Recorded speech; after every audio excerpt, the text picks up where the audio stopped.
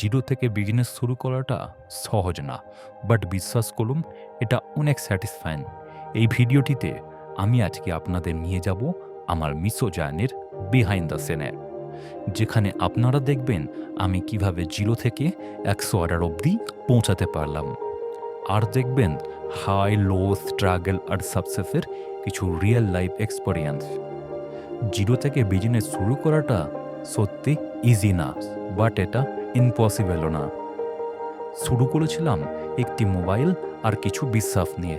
ছিল না জিএসটি, ছিল না কোনো এক্সপেরিয়েন্স।